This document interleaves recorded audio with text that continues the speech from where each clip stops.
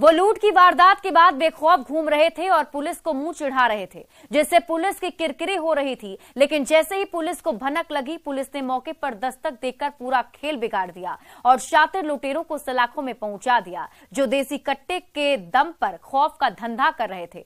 देखिए इस रिपोर्ट में सलाखों में शातिर लुटेरों की पूरी कहानी। फाइनेंस स्टाफ से लूटकांड का पर्दाफाश।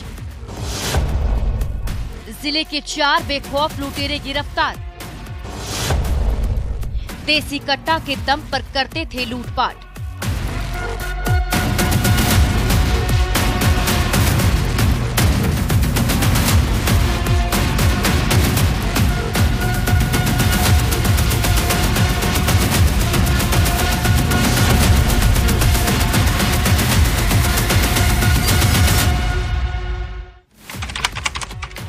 तारीख 6 अप्रैल 2023। यही वो तारीख है जिस दिन मोतिहारी के हरसिद्धि थाना इलाके में बेखौफ और बेलगाम बदमाशों ने पुलिस को चुनौती देते हुए फाइनेंस स्टाफ को अपना शिकार बनाया था और देसी कट्टे का धौंस दिखाकर 38,000 कैश लूट लिया था। जिसके बाद पीड़ित स्टाफ ने हरसिद्धि थाना पहुंचकर अज्ञात अपराधियों के खिलाफ लूट का मामला दर्ज कराया था, जिसे आधार बनाते हुए पुलिस ने तफ्तीश शुरू कर दी थी। शुरुआती दौर में लूट का केस पुलिस के लिए बिल्कुल ब्लाइंड था, लेकिन पुलिस ने उसे चैलेंज के तौर पर लेते हुए जांच शुरू कर दिया। छानबीन अभी चल ही रही थी कि इसी बीच पुलिस को गुप्त सूचना मिली कि कुछ बदमाश लूट के इरादे से कोबैया पुल के पास इकट्ठा हुए हैं। सूचना मिलते ही पुलिस एक्शन में आ गई और टीम गठित कर छापेमारी के लिए निकल गई। जब पुलिस कोबैया पुल के पास पहुंची तो बदमाशों के होश फाख्ता हो गए। सभी भागने लगे, लेकिन पुलिस ने घेराबंदी कर चारों अपराधियों को दबोच लिया। पुलिस के कस्टडी में खड़े यही वो 4 बेखौफ लुटेरे हैं जिन्हें पुलिस ने अरेस्ट किया है। हाथों में हथकड़ी लगी है तो हाथ कांप रहे हैं, वरना ये कहीं खौफ की गोली दाग रहे होते, खाकी के खौफ को खामोश कर रहे होते और राहगीरों को लूट रहे होते। फाइनेंस कंपनी से लूट है 226-23। लूट का जो कुछ पैसा बरामद हुआ है, पहले केस का जो मोटरसाइकिल था पूछताछ में पता चला है कि इन्होंने नेपाल जाके बेच दिया है। तो हम लोग नेपाल पुलिस से संबंधित जिले में संपर्क करेंगे और गाड़ी बरामद करने का प्रयास करेंगे और ये एक महत्वपूर्ण उपलब्धि है। पुलिस ने जिन 4 लुटेरों को गिरफ्तार किया है उसमें सुभाष सहनी, अजय सहनी, नारद सहनी और रंजन सहनी शामिल हैं। चारों अपराधी हरसिद्धि थाना क्षेत्र के ही रहने वाले हैं, जो देसी कट्टे के दम पर जुर्म का कारोबार कर रहे थे और गैंग बनाकर राहगीरों के साथ लूटपाट कर रहे थे, जिनके पास से पुलिस ने तलाशी के दौरान 1 देसी कट्टा, 2 जिंदा कारतूस, चोरी की 1 बाइक, कैश और लूट में इस्तेमाल बाइक को बरामद किया है। के आधार पर 4 अभियुक्तों को पकड़ा गया है। सुभाष सहनी, अजय सहनी, नारद सहनी और रंजन कुमार, ये सभी हरसिद्धि थाना के हैं। इनके पास से 1 देसी कट्टा, 2 गोली, 1 चोरी का मोटरसाइकिल, घटना में प्रयुक्त किया हुआ 1 Apache motorcycle, 1 mobile, 1 demand slip और 4,500 रुपये नकद बरामद हुए हैं, जो कि लूट का प्रतीत होता है। चारों की गिरफ्तारी के बाद जब पुलिस ने आपराधिक इतिहास खंगालना शुरू किया तो पता चला कि सभी हिस्ट्री शीटर हैं। गिरफ्तार सुभाष सहनी पर चोरी के 3 कांड दर्ज हैं। अजय सहनी के खिलाफ 4 आपराधिक मामले दर्ज हैं, जबकि नारद सहनी के विरुद्ध 2 कांड दर्ज हैं, जिन्हें अब पुलिस जेल के सलाखों में पहुंचा चुकी है और राहत की सांस ली है। इस तरह पुलिस ने 2 आपराधिक मामलों का खुलासा करते हुए 4 अपराधियों को हवालात के पीछे भेज दिया है, जिनकी अब दिन और रात दोनों जेल की सेल में कटेगी। न्यूज़ 18 के लिए मोतिहारी से मुकेश सिन्हा के साथ ब्यूरो रिपोर्ट। वो दोस्त जिगरी था, लेकिन दिल से आशिक मिजाज था और दगाबाज था। यही वजह थी कि वो दोस्ती की आड़ में अपनी दोस्ती की बीवी से दिल लगी कर बैठा था। दोस्त पक्का था तो शक का कोई सवाल ही नहीं था और ना ही दगाबाजी का डर था, जिसका फायदा उसने भरपूर उठाया और अपनी दोस्त की बीवी के साथ बंद कमरे में जिस्म की प्यास बुझाता रहा।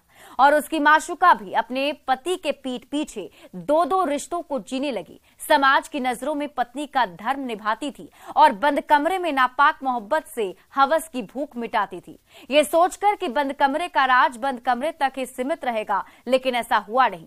एक दिन बंद कमरे का घिनौना राज खुल गया और दोस्त ने दोस्त को रंगे हाथ पकड़ लिया। उसके बाद जो हुआ वो बेहद खौफनाक था, जिसके खुलासे के बाद बेवफा बीवी भी बेनकाब हो गई और उसका पति कातिल बनकर जेल की सलाखों में पहुंच गया।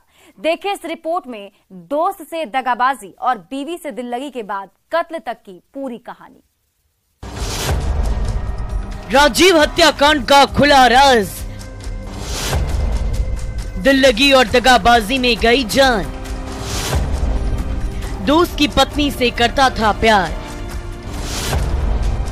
बंद कमरे का खुला घिनौना राज और दोस्त ने कर दिया दगाबाज दोस्त का कत्ल।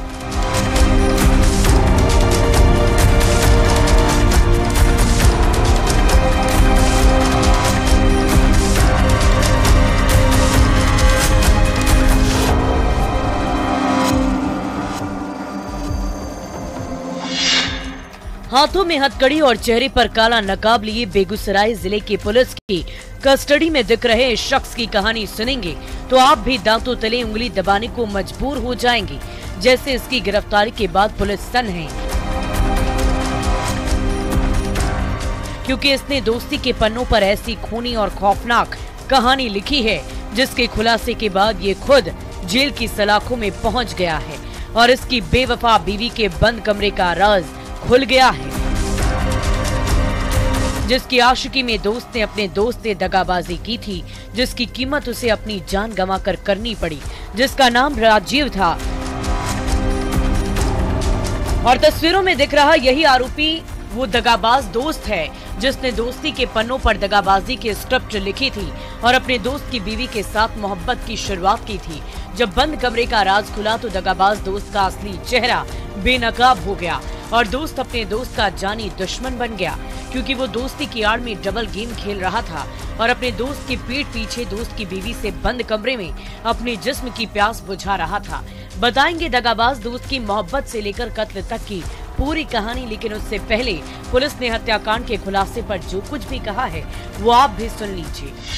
दिन पहले एक मर्डर केस हुआ था मुफस्सिल थाना में, उसमें भी उद्भेदन पुलिस ने कर दिया है। इसमें एक व्यक्ति की गिरफ्तारी हुई है, राजाराम ताती। ठीक है, इसमें मामला ये था कि जिस व्यक्ति की हत्या हुई है उसमें ये जो राजाराम ताती है उसकी पत्नी के साथ इसका इलिसिट रिलेशन चल रहा था। सुन लिया आपने, गिरफ्तारी आरोपी राजाराम ताती की पत्नी से मृतक राजीव का प्रेम प्रसंग चल रहा था। जब इसकी जानकारी राजाराम ताती को लगी तो वो आग बबूला हो गया और अपने दोस्त की जान का दुश्मन बन बैठा और उसकी हत्या कर दी गई, जिसके पीछे की कहानी को समझने के लिए दोस्ती से लेकर दगाबाजी तक के पन्नों को पलटना पड़ेगा। मिली जानकारी के अनुसार तस्वीरों में दिख रहा युवक नयागांव थाना क्षेत्र के सोनापुर निवासी नरेश साव का बेटा मृतक राजीव है, जिसकी दोस्ती मुफस्सिल थाना इलाके के रहने वाले आरोपी राजाराम ताती से थी। दोनों दोस्त थे और साथ में शराब का अवैध कारोबार करते थे, जिसकी वजह से दोनों का एक दूसरे के घर आना जाना था और इसी दौरान मृतक राजीव अपने दोस्त राजाराम ताती की बीवी के करीब आ गया। जब दोनों के बीच नजदीकियां बढ़ी तो दोनों ने एक दूसरे से अपने दिल की बात कह दी। राजाराम ताती की बीवी भी झुकी नजरों से हामी भर दी और उसके बाद दोनों एक दूसरे से फोन पर बातचीत किया करने लगे।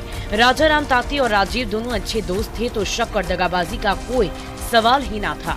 इसी का फायदा राजीव ने उठाया और दगाबाज दोस्त बनकर अपने दोस्त की बीवी से इश्क फरमाने लगा। राजाराम की बीवी भी अपने पति के पीठ पीछे धोखे का सीक्रेट जाल बुनने लगी और अपने पति के दोस्त के साथ बंद कमरे में रात को रंगीन और दिन को हसीन बनाने लगी, ये सोचकर कि बंद कमरे का राज बंद कमरे तक रहेगा, उसके पति को कुछ पता नहीं चलेगा। लेकिन एक दिन बंद कमरे का राज खुल ही गया और राजाराम ताती ने अपने दोस्त को अपनी बीवी के साथ आपत्तिजनक स्थिति में देख लिया, जिसके बाद दोनों की दोस्ती में दरार पड़ गई। दोनों आपस में लड़ने झगड़ने लगे। कुछ महीनों तक दोनों में बातचीत नहीं हुई, लेकिन उसके बाद एक बार फिर से दोनों दोस्त बन गए। थोड़ा बहुत करते थे, थोड़ा बहुत कर रहे। तो इस बीच में जिसके साथ करते थे उसके साथ विवाद भी हुआ था इनके पत्नी के लेकर। विवाद नहीं हो रहा है, दोस्ती हो रहा है। किस बात को लेकर विवाद हुआ था? कोई बोला जोरा पत्नी है घर में दोस्ती अवैध संबंध, अवैध संबंध बन गया था। हाँ, खूबे दोस्ती हो नहीं रहे। कुछ दिन से शराब का धंधा मृतक कर रहा था। कौन मृतक?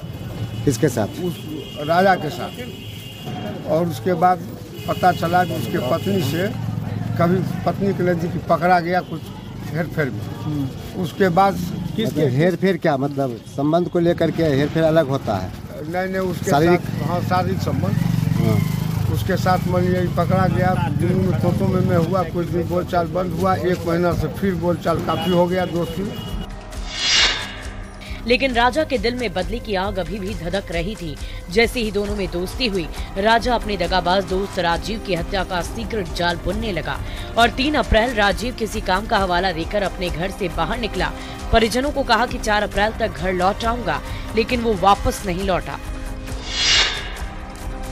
घर से निकले जा रहे हैं दाएं करने। अच्छा, 4 नंबर में जाएगा ऊपर। किसके यहाँ? फिर क्या हुआ? उसके बाद 4 अप्रैल को मुफस्सिल थाना क्षेत्र के ईघो पुस्तकालय के पास गेहूं के खेत में उसकी लाश मिली, जिसकी तस्दीक ये तस्वीरें कर रही है। मौके पर मौजूद लोग की भीड़ कर रही है, जिसके बाद से इलाके में सनसनी फैल गई। लोगों ने मुफस्सिल थाने की पुलिस को खबर की। सूचना मिलते ही पुलिस मौके पर पहुंची और तफ्तीश में जुट गई। तब लाश की पहचान नहीं हो पाई थी, लेकिन जब हत्या की तस्वीरें सोशल मीडिया पर वायरल होने लगी तो मृतक के भाई ने शव की शिनाख्त करते हुए परिजनों को सूचना दी, जिसकी पहचान राजीव के रूप में हुई है। उसके बाद पुलिस अज्ञात अपराधियों पर मामला दर्ज कर तफ्तीश में जुट गई और जब छानबीन तेज की तो राजा राम ताती की साजिश बेनकाब हो गई और पुलिस ने उसे गिरफ्तार कर जेल की सलाखों में पहुंचा दिया। ये जो राजा राम ताती हैं, उसकी पत्नी के साथ इसका इलिसिट रिलेशन चल रहा था और ये बात जब उसको पता चली, उसी को चलते ये हत्या हुई थी।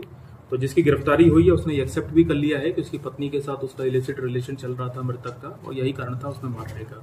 इसको गिरफ्तार कर लिया है, इसने एक्सेप्ट भी कर लिया, इसको जेल भेजा जा रहा है और इस पर भी हम लोग अनुसंधान जल्द पूर्ण करा के इसमें चार्जशीट दाखिल करेंगे। इस तरह पुलिस ने राजीव शव हत्याकांड का खुलासा करते हुए आरोपी दोस्त को गिरफ्तार कर जेल की सलाखों में पहुंचा दिया है और मृतक दगाबाज दोस्त की नापाक मोहब्बत को बेनकाब करते हुए आरोपी राजा की बीवी की बेवफाई से उसके पति ने अपने दोस्त के कत्ल की खौफनाक साजिश रची थी, जिसे समाज और परिवार कतई स्वीकार नहीं करेगा। इसलिए रिश्तों की मर्यादा को समझने की जरूरत है ताकि रिश्ता कायम रहे, कहानी ना बने, और इसीलिए सावधान रहे, सतर्क रहे, नहीं तो अंजाम बुरा होना तय है।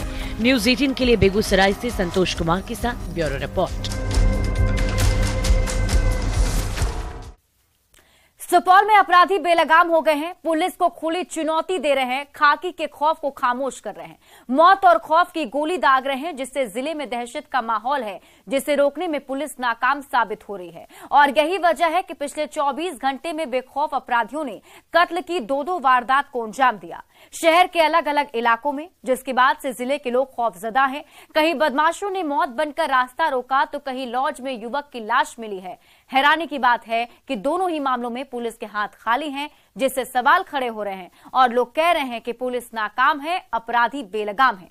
देखिए इस रिपोर्ट में कत्ल की खौफनाक कहानी। सुपौल में बदमाश दिखे बेलगाम, 24 घंटे में हत्या की 2 वारदात, डबल मर्डर से जिले में कोहराम।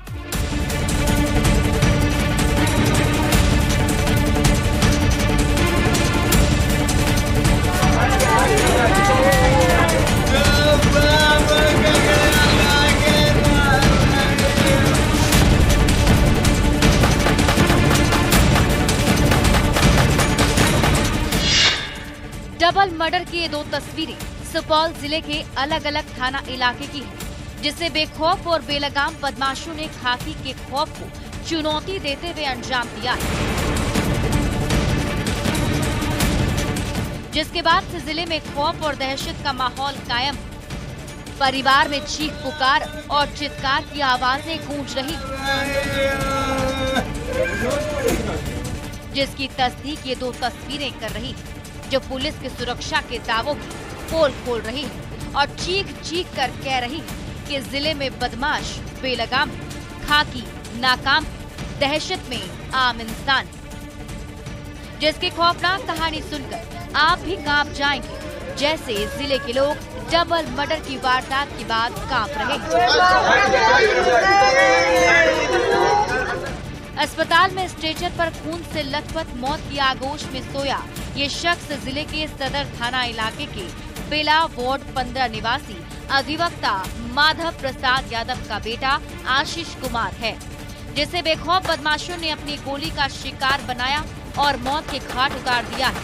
परिजनों का कहना है कि आशीष 9 अप्रैल को अपनी भतीजी का इलाज कराने अपनी भाभी के साथ सुपौल के एक निजी क्लिनिक में आया था, जहां डॉक्टरों ने बच्ची की हालत को देखते हुए अस्पताल में भर्ती कर लिया।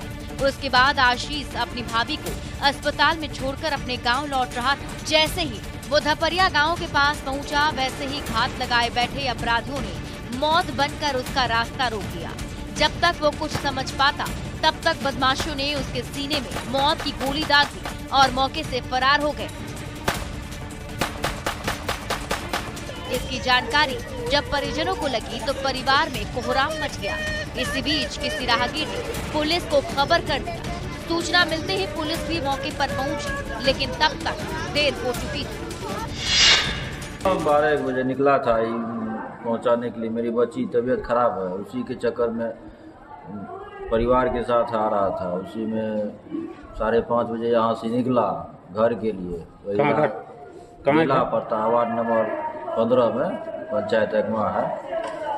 वहीं डिपू है, तो बीटी बालू डिपू से थोड़ा आगे बसवा रोडे वही गोली मार दिया। वही गोली। कुछ आप लोग को शंका भी है? क्या शंका? दूसरा तीसरा कोई फोन किया, उसमें क्या शंका रहेगा? किसी को देखे नहीं तो कैसे पता चलेगा क्या है? किसी से दुश्मनी या कुछ भी नहीं कह सकते हैं किसी दुश्मनी है नहीं है। ऐसे में अब सवाल ये है कि आशीष का कातिल कौन है? किसने लिखी थी हत्या की स्क्रिप्ट? हत्या के पीछे आरोपियों का क्या मकसद था? पुलिस फिलहाल इन्हीं सवालों का जवाब तलाश रही है और अज्ञात अपराधियों के खिलाफ मामला दर्ज कर ब्लाइंड मर्डर की गुत्थी को सुलझाने की कोशिश कर रही है। लेकिन अब तक पुलिस के हाथ खाली हैं, जैसे पहले मर्डर की वारदात के बाद पुलिस के हाथ खाली थे।